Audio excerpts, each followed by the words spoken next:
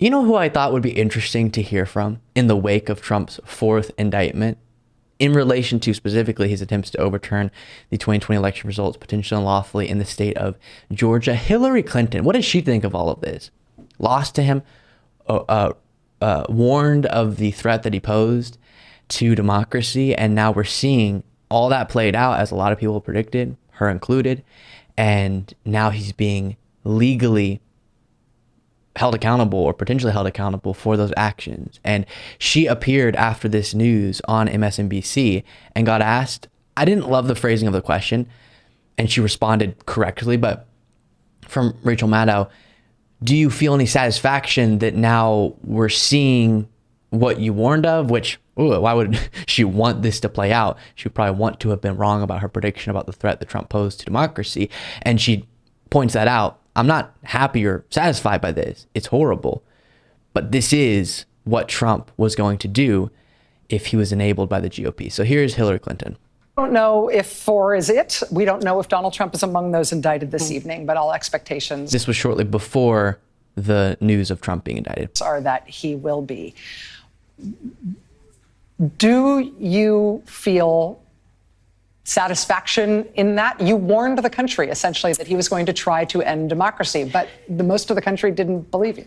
Well, it's hard to believe. I don't feel any satisfaction. I feel great, just great, profound sadness that we have a former president who has been indicted for so many charges that went right to the heart of whether or not our democracy would survive. And we don't know yet what the charges coming out of Georgia are, but if you stop and think about what the public evidence is, and you've been talking about some of that for the last hour, he set out to defraud the United States of America and the citizens of our nation.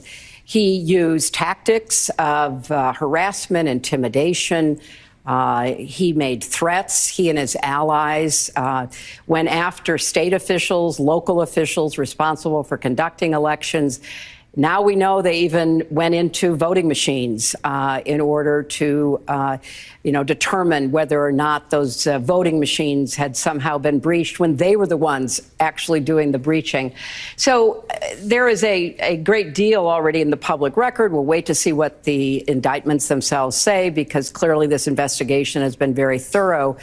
But I don't know that anybody should be satisfied. This is a terrible moment for our country to have a former president accused of these. The accusations and the actions definitely depict a horrible moment. I do want to say again, I think it is perfectly acceptable to then celebrate potential accountability for horrible things, right? The horrible things, sad. The moment, sad. The accountability or prospect of accountability, motivation to get accountability on the part of prosecutors, that I think is something to be celebrated, because there was a huge question mark of if that would even happen. Most people, honestly, in the kind of political pundit world, landed on Trump's probably never going to actually see a prison sentence, actually see legal accountability.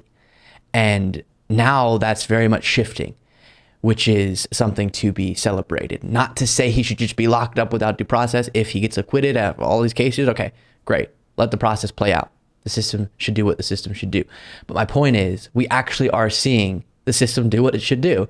And a lot of people didn't have hope that would happen because of who Donald Trump is. Terribly important crimes.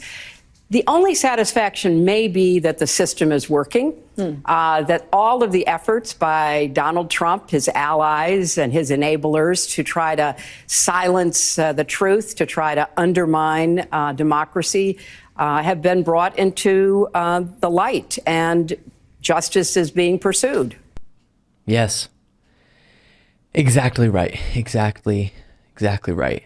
And it is so good to know that undeniably a future individual thinking of doing something similar, trying to overthrow a free and fair election after exhausting every legal means, trying to potentially go through unlawful means to make that outcome a reality, they're going to think twice because of the seriousness of these prosecutions. That's for certain. If this didn't happen, if we didn't see any of these investigations and then prosecutions, people would be way more likely, who don't have a respect for democracy, to try to do what Trump did.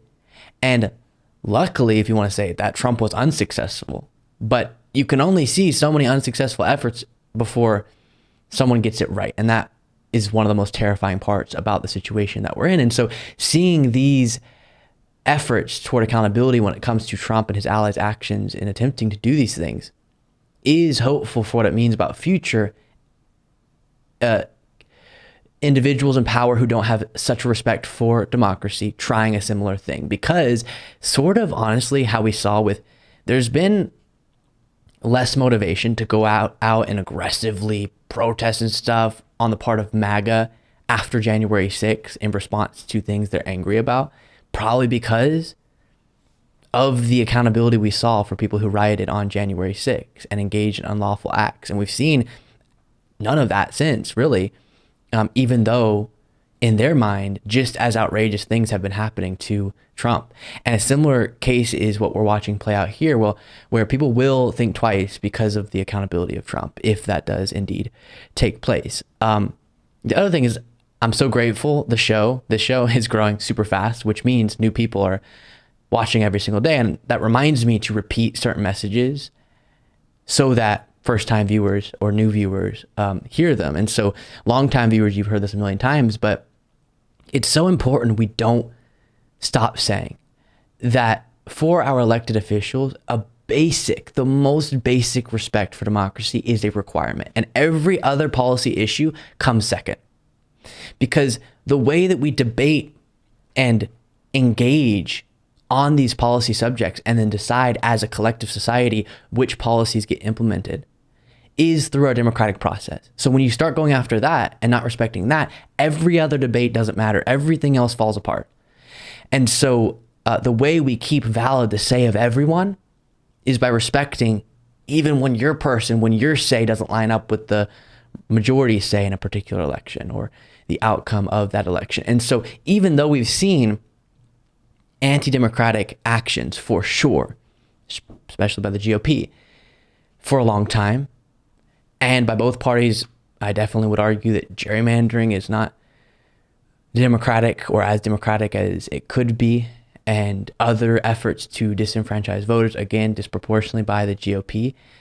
But I'm talking the most overt in conversations with kind of center-right Republicans who don't love Trump but are trying to decide, can I vote for a Democrat? It's important to note the most overt and basic, just, okay, all these things that we work within the law to do things that are immoral, but at a basic level, can we all agree it has to be a requirement that you respect the results of elections and facts about our election processes and don't accept what are obvious distortions and lies and delusions about our elections just because you want so badly that outcome to be the one that happened when it didn't, based on all the evidence. And so that is important to engage with people and say, because it's what should pull over the center-right Republicans, right, who really hate democratic policies, and moderate and just motivating people to go out to vote. It's so important that everyone understands we can have all those policy debates. Absolutely. You and I can disagree so much on healthcare policy and tax policy and abortion and everything. But we can't have those policy debates or have those policy fights or have those electoral fights over those very subjects that I do think you're super wrong on if we don't have a functioning democracy that Trump was directly threatening. And that has to be across the board. So crucially important, make sure anyone who is kind of, I don't know if I want to vote for a Democrat, it's not even about that for the moment.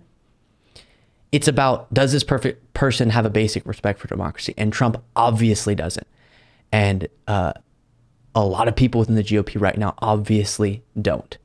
And so we can have those debates in the future if first we choose democracy in the present. Thank you so much for watching. If you want to be a part of what makes this show possible, plus get access to the full video version of the show hours before all the clips are able to be uploaded to the YouTube channel, plus get the bonus show on the weekends, you can do so by going to lukebeasleyshow.com/membership. That's lukebeasleyshow.com/membership. And there's a link in the description.